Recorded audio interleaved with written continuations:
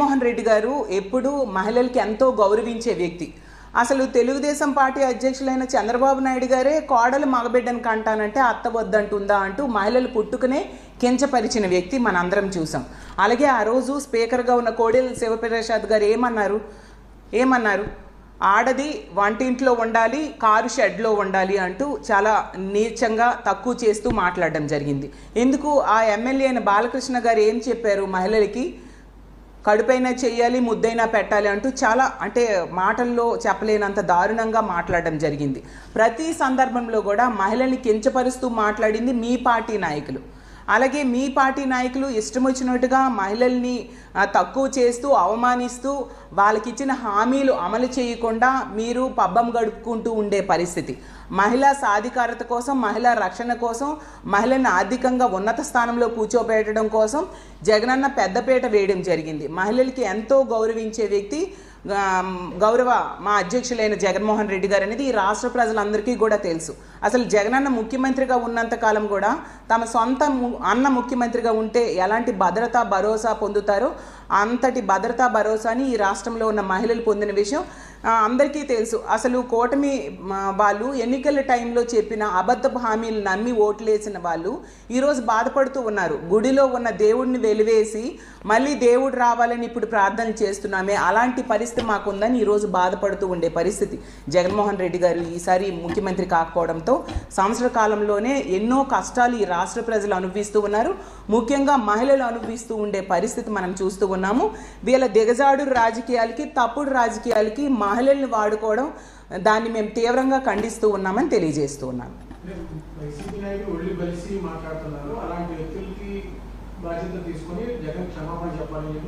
అదే అండి, ఎందుకు జగనన్న క్షమాపణ చెప్పాలి? చంద్రబాబు నాయుడు గారి లాగా కోడలు మగబిడ్డను కంటానంటే అత్త వద్దంటుందా అనేసి ఏమైనా అన్నారా? లేదంటే కోడెల శివప్రసాద్ గారి లాగా ఆడది వంటింట్లో ఉండాలి, కారు షెడ్లో ఉండాలి అంటూ అలాంటివి ఏమైనా మాటలు అన్నారా? లేదా బాలకృష్ణ గారి లాంటి మాటలు ఏమైనా అన్నారా? ఎప్పుడైనా మహిళల్ని పల్లెత్తి ఒక మాట అన్నారా? ఏ రోజు కూడా తల్లి అమ్మ అంటూ ఎంతో గౌరవంగా మాట్లాడే వ్యక్తి.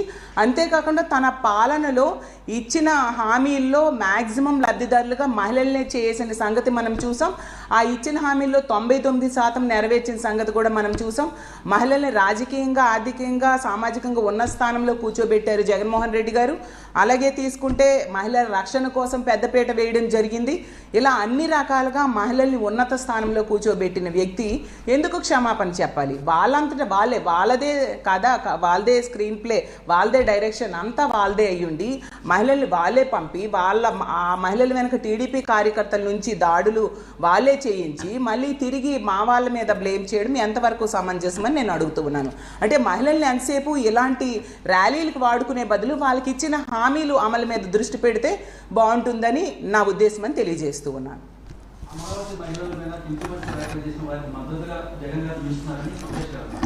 ఏ రోజు కూడా అలా నిలవలేదండి. మీరు చూసే ఉంటారు. అసలు ఒక డిబేట్లో ఒక వ్యక్తి మాట్లాడిన మాటలకి మా పార్టీకి ఏంటి సంబంధం? మా పార్టీకి కానీ, మా జగన్మోహన్ రెడ్డి గారికి కానీ, జగనన్న కుటుంబ సభ్యులు కానీ దానికి ఏంటి సంబంధం? ఆ వ్యక్తి క్షమాపణ అడగడం జరిగింది. అంతేకాకుండా సాక్షి టీవీ కూడా ఖండన విడుదల చేయడం జరిగింది. అలాగే మా పార్టీకి సంబంధం లేదని కూడా మా పార్టీ చెప్పడం జరిగింది. మా పార్టీ ముందు నుంచి కూడా ఇలాంటివైతే ఎప్పుడు కూడా సమర్థించదు. అది ముందు నుంచి కూడా మనం చూస్తూ ఉన్నాము. వెంటనే అందుకే ఖండించడం జరిగింది.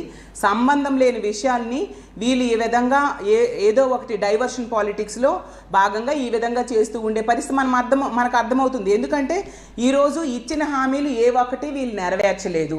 అంతేకాకుండా తీసుకుంటే మహిళల రక్షణ గాలికి వదిలేశారు. ఇన్ని హామీలు ఇచ్చారు, 143 హామీలు ఇచ్చారు, ఏ ఒక్కటి కూడా ఈరోజు అమలు చేయలేదు.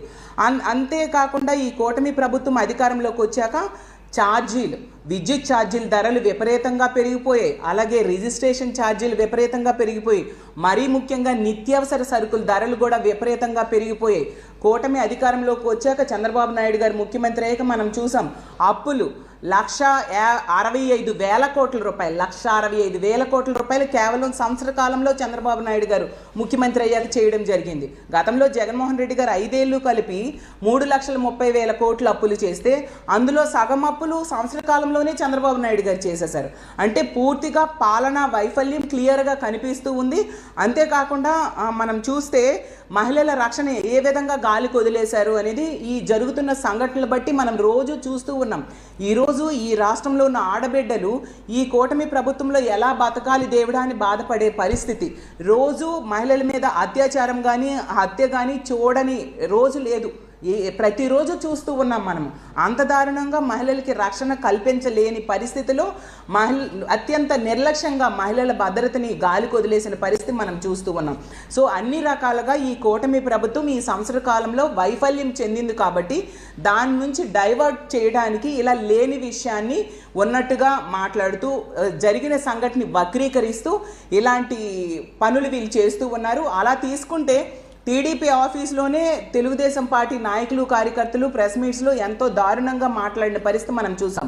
అలా అయితే చంద్రబాబు నాయుడు గారి మీద, వాళ్ళ సతీమణి అయిన భువనేశ్వరి గారి మీద, కుమారుడైన లోకేష్ గారి మీద కేసులు పెట్టాలా చెప్పండి. అలాగే ఎల్లో మీడియాలో తీసుకుంటే మనం చూసాం ఎన్నో డిబేట్స్లో ఎంతోమంది ఎంతో దారుణంగా మాట్లాడిన పరిస్థితులు చూసాం. మరి ఆ యాంకర్స్ మీద ఎందుకు కేసులు పెట్టలేదు?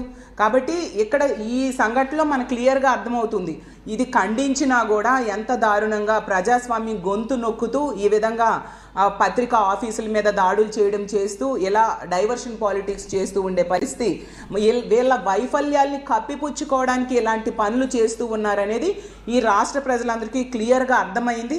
అందువల్లనే రోజు రోజుకి కూడా జగనన్న లేని బాధని వాళ్ళు తెలుసుకుంటూ జగనన్నకి మరింతగా బ్రహ్మరథం పడుతూ ఉండే పరిస్థితి. అందులో భాగంగా ఈరోజు పొదిలి పర్యటనలో వేలాది మంది ప్రజలు తరలివచ్చారు. వేలాది మంది రైతులు కూడా తరలివచ్చి తమ కష్టాలు జగనన్నతో చెప్పుకోవడం జరిగింది.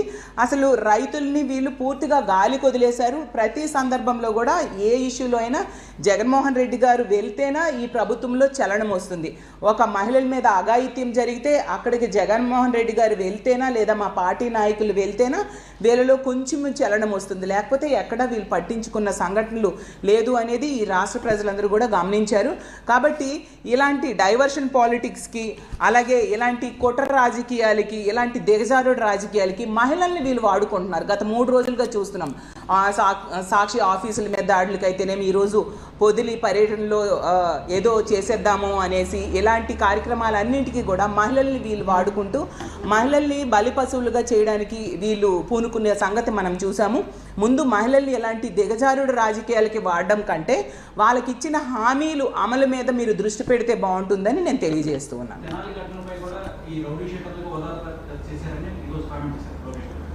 అదే అండి మీకు చెప్తున్నాను. మనం ప్రజాస్వామ్య దేశంలో ఉన్నాం. మనకి ఒక చట్టము, న్యాయము, ఒక రాజ్యాంగము ఉన్నాయి. మనం ఒక ప్రాసెస్ ప్రకారము ముందుకు వెళ్ళాల్సిన అవసరం ఉంది. అది మానేసి ప్రతిదీ కూడా చేతిలోకి తీసుకొని చేస్తే అది కరెక్ట్ కాదు అనేది చట్టం, న్యాయము, ప్రజాస్వామ్యం గురించి తెలిసిన ప్రతి ఒక్కరికి కూడా అర్థమవుతుంది. మరి అలా అయితే మనం చూసాము ఆ సత్యసాయి జిల్లాలో రామగిరి మండలంలో 14 సంవత్సరాల మైనర్ బాలికను తెలుగుదేశం పార్టీ కార్యకర్తలు 6 నెలలుగా అత్యాచారం వీడియోలు తీస్తూ చేసినప్పుడు వాళ్ళ మీద తెనాలి టైపు ట్రీట్మెంట్ ఎందుకు వీళ్ళు చేయలేదు? కనీసం అరెస్ట్ కూడా చేయలేదే.